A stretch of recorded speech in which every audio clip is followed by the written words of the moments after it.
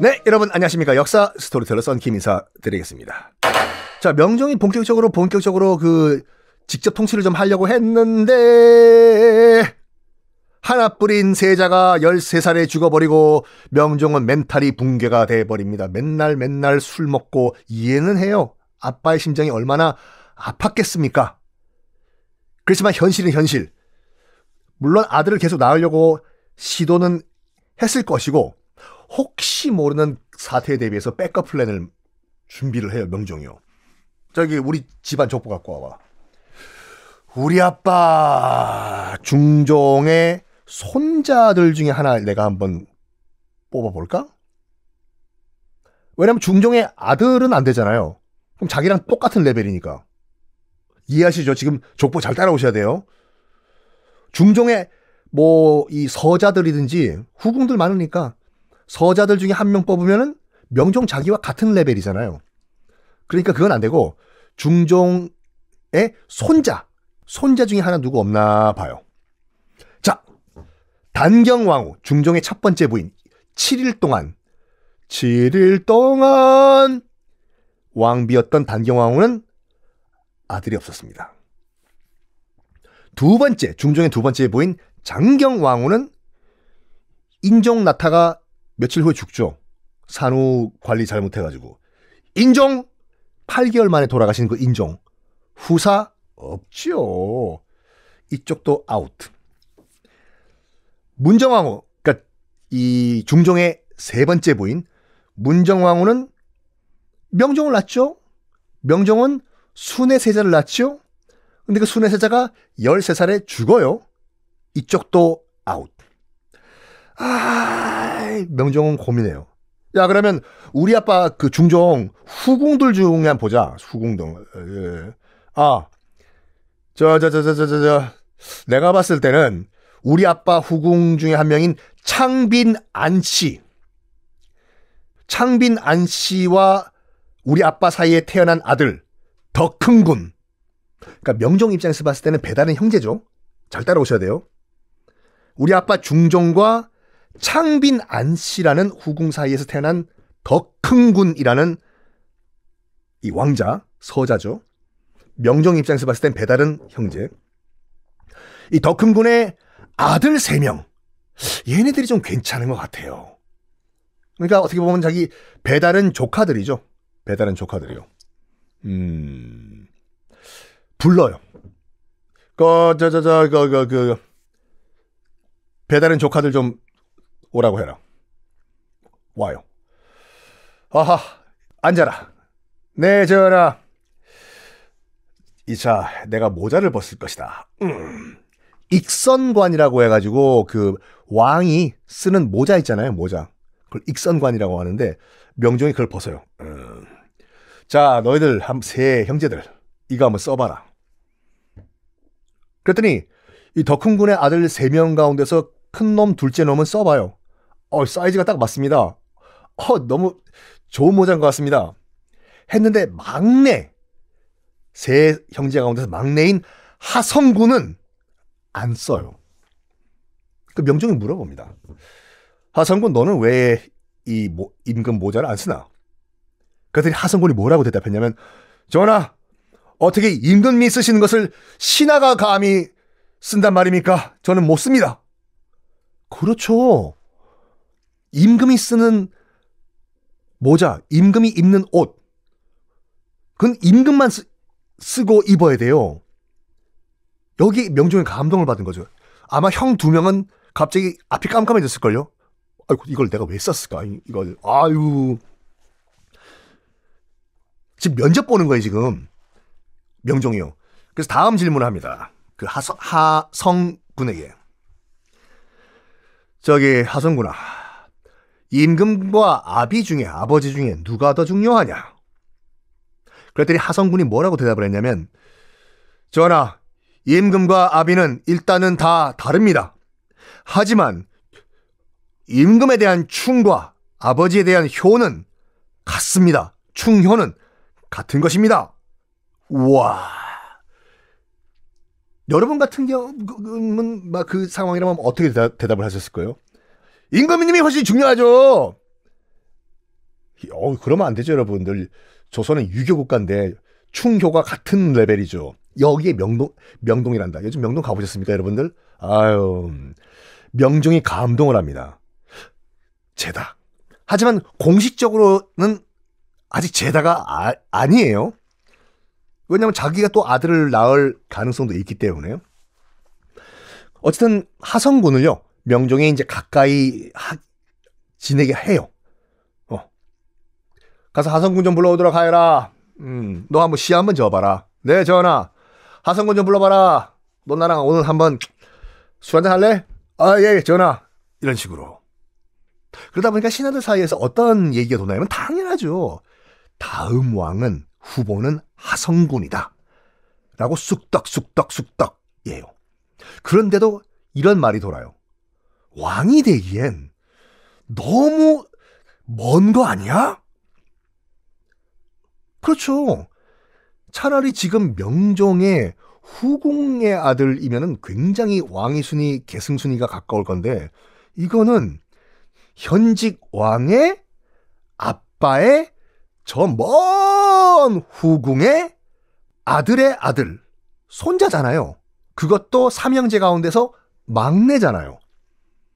이거 족보에서 너무 먼 애를 지금 왕 후보하는 거 아니야? 해요. 이런 논의가 쑥떡 진행되던 가운데 갑자기 명종이 병에 걸립니다. 그리고 갑자기 오늘 내일 해요. 자, 요때 영의정이 누구였냐면 이준경이었어요. 어디서 많이 듣던 이름인데요? 을묘 외변 때 그 왜구들 다 쫓아내가지고 박살내신 그 문인 겸 장군 이준경, 이분이 지금 현재 영의정이었거든요. 묻습니다. 오늘 내일 하는 왕한테, 전하! 아래 없게 황공하오나 다음 왕은 누구로 정하셨습니까, 전하? 그때 명종이 이 얘기를 해요. 아직 안 정했다. 이렇게 해요. 그러다가 갑자기 명종의 병이 악화가 돼버려요. 다시 영의정 이준경이 달려갑니다. 전하! 다음 왕은 누구로 정하셨습니까, 전하? 근데 명종의 병세가 너무 악화가 돼가지고 말을 못해요. 다음 왕은 말을 못해요. 의식은 있는데 말은 못하는 단계까지 왔어요. 그래서 옆에 있던 그 심씨 부인 중전마마한테 묻습니다. 이준경이. 중전마마, 혹시 다른 말씀 없으셨습니까? 주상전하가 다음 왕은 누가 될 것이라는 말씀이 없으셨습니까? 그랬더니 중전인 심씨가 뭐라고 얘기했냐면, 말씀이 있으셨습니다. 주상께서 얼마 전에 하성군을 다음 왕으로 하라 라고 제게 말씀하셨습니다. 명종은 그 말을 다 듣고 있었어요. 하지만 말을 못해. 과연 이것이 명종의 진짜 의도였을까요? 조선 27명의 왕 가운데서 가장 존재감이 없었던 왕, 탑 원투 가운데 한 명이었던 명종. 안타깝게도 아들 세자가 죽은 다음에 맨날 가슴이 아프겠죠. 술로 지새다가 점점 건강이 악화되다가 한꺼번에 팍 건강이 악화가 됩니다. 주상전하가 오늘 내일 하니까 지금 후계는 결정이 안 됐고 난리가 난 거죠, 지금.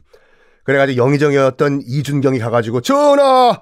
다음 왕은 누구를 해야 된단 말입니까? 말을 못해요. 그때 중전이 이런 말을 한 거, 참 어떻게 보면 조선의 역사를 바꿔버린 거죠.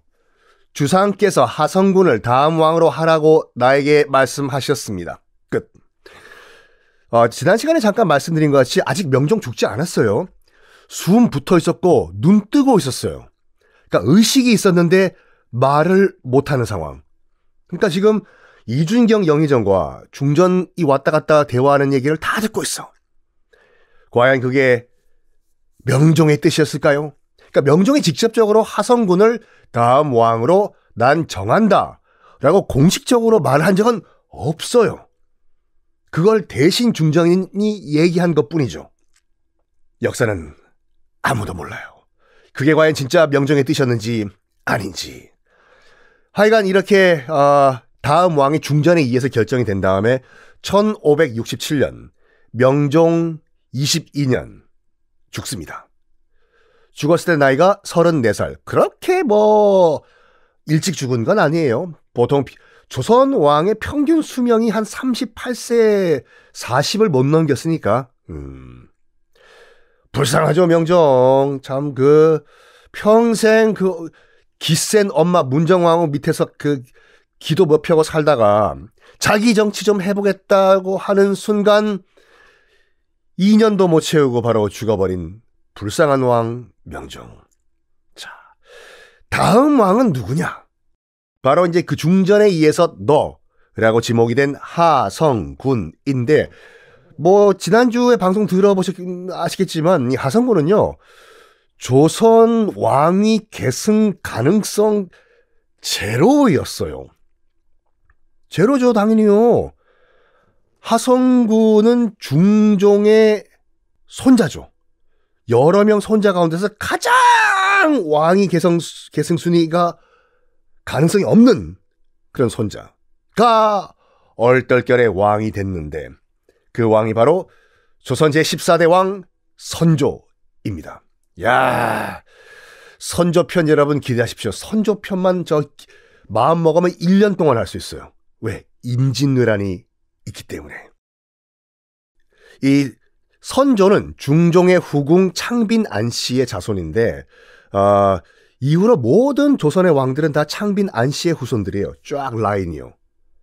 창빈 안씨 묘, 무덤이 어디 있을까요, 여러분들? 놀랍게도 지금 국립현충원 동작동 국립묘지 안에 있어요. 나중에 한번 가보시면 대통령 묘역 있잖아요. 대통령 묘역 바로 위 국립현충원 가운데서 가장 명당 자리에 창빈 안씨 묘가 있어요, 지금요. 그럼 이걸 모르고 가시는 분들은 아빠 여기 동작동 국립묘지인데 왜 조선 무덤이 저기 있어?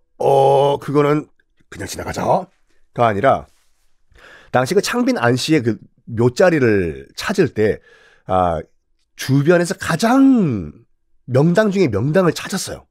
그래서 거기에 창빈 안씨의 묘를 만들었고, 그걸 나중에 본 이제 풍수하시는 분들이 가만히 봐도 저 자리가 진짜 좋은 자리인 것 같아요. 지금 동작동 거기가. 그래가지고 창빈 안씨의 묘 주변에 동작동 국립묘지를 만들었어요. 원래 있었어요. 동작동 국립묘지 생기기 전부터 창빈 안씨의 묘가 그 자리에. 자, 어쨌든 선조가 드디어 왕의 자리에 오릅니다. 16살의 나이에 올라요. 그 다음에 또 왕 수업, 세자 수업이라는 건 받아보지도 않았잖아요. 그래가지고 일단 집권 초기는 좀 불안불안해요.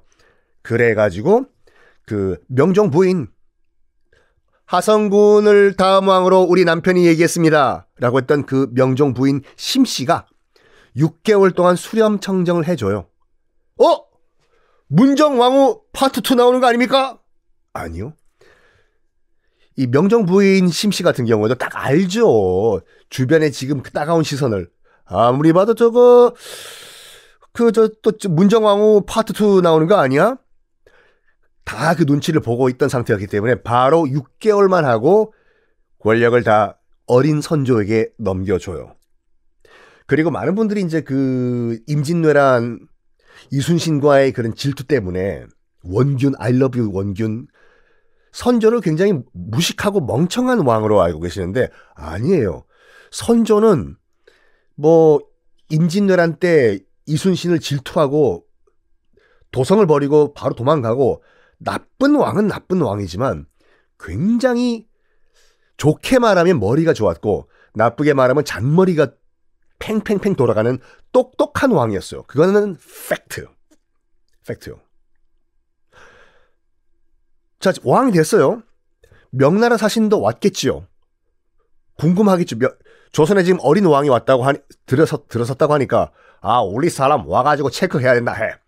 조선에서 더 구태타 반란이 일어나면 우리 명나라 머리 아프다 해. 근데 막상 어린 16살짜리 왕을 딱 만나가지고 명나라 사신이 我是 명나라 사신, 你是 선조마? 몇 번 대화를 해보니까 너무 똑똑한 거예요. 선조가. 그래가지고 명나라 사신이 이런 말까지 남겼습니다. 조선은 어린 국왕이 총명해서 동북의 복이다. 그러니까 동북아시아의 복이다. 극찬이에요, 여러분. 명나라 사신들은 웬만해서는 좋은 소리 안 해요. 조선 사가지가 없다. 왕이 충성이 부족하다. 뭐 대충 대부분 이렇게 안 좋은 트집을 잡는데 동북아시아의 복이다. 총명한 왕이기 때문에. 시작 좋았어요. 선조가 일단 임진왜란 터지기 전까지만 하더라도 선조는 굉장히 일단 팩트만 말씀드리면 굉장히 똑똑하고 상황 파악, 분위기 파악, 상황 조정 능력 만렙인 왕이었어요. 임진왜란 전까지만 하더라도. 자, 선조 집권 초반의 조선 상황을 봅시다. 윤원형, 윤원로, 물론 윤원로는 누나한테 덤비다가 사양 완샷 막 먹고 죽었지요. 다 외척들 아니에요, 이게. 조선이란 나라가 난쟁함! 외척들에 의해서 쥐락펴락 당하고 일단 싹 구시대 사람들은 이제 퇴장을 했죠. 죽든지 어떻게 했든지. 요거를 누가 기회로 봤냐? 산골짜기의 다람쥐, 우리 다람쥐. 시골 내려가가지고 하늘천 따지 글 공부만 하던 여러 가지 사화 끝에 사림이 화를 당한다 해서 사화라고 말씀드렸잖아요. 사화 끝에 시골에 숨어 있던 사림들, 뭐 저는 유교 탈레반이라고 얘기하는 이 성리학 원칙주의자들 슬슬 다시 중앙으로 나가기 시작해요.